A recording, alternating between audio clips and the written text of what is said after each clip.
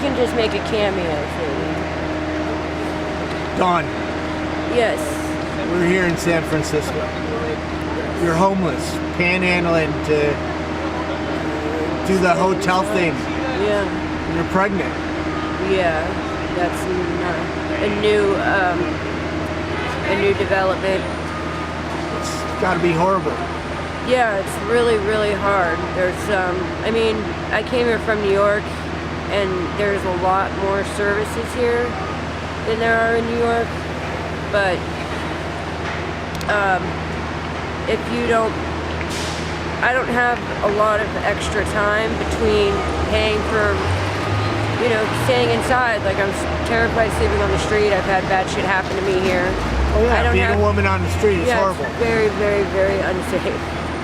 Well, anybody being on the street is horrible, but women go through a lot of abuse. Yeah. So I don't have time to access a lot of the services. I didn't even know about a lot of them when I first got here.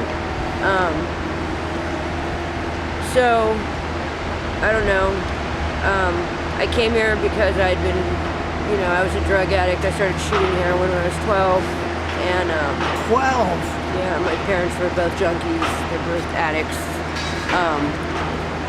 Moved here, did the whole hopping train, squatting thing until I was 28, and was pregnant with my second son.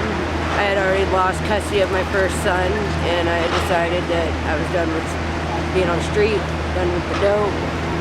So wait, you basically were traveling as a kid. Yeah. Doing the traveling thing. Yeah, my dad was a deadhead, the whole thing. You know what I mean? And here you are as a young adult, and you're out on the streets. Yeah. I've often wondered if it happens to a lot of the kids. It does.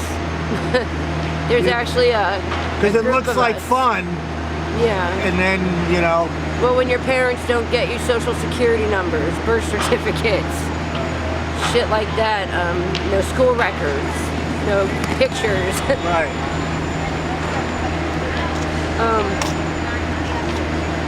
So yeah, I came here. I'm sorry, I'm having a weird day. It's okay. But when I came here from New York, I went to a program, gave birth to a healthy son.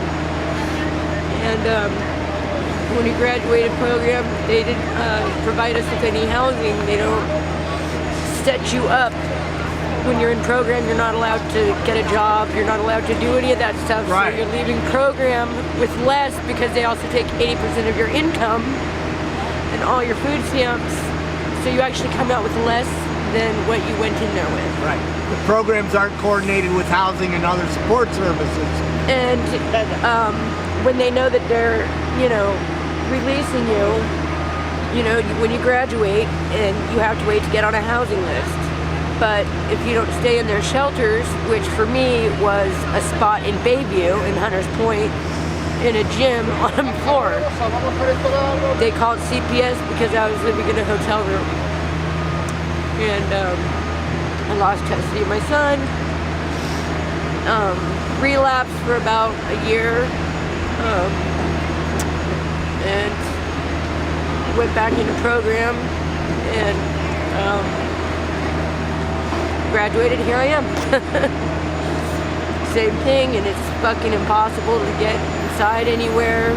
We were living with the guy. After we got out of program, we had connected with someone, and I was lucky he let me and my dog stay there, and we lived with him for about 2.5 years now, and he just got evicted.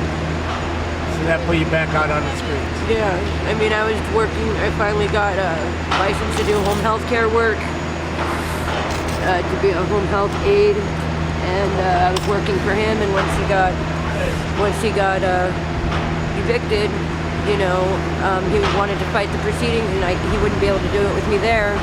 So pretty much I had to leave and lost my job at the same time. So sorry. Yeah. But it gets better. There's ups and downs.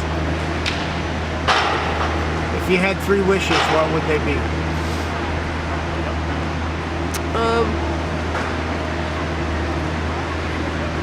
would have taken full advantage of some of the opportunities that I had when I was younger.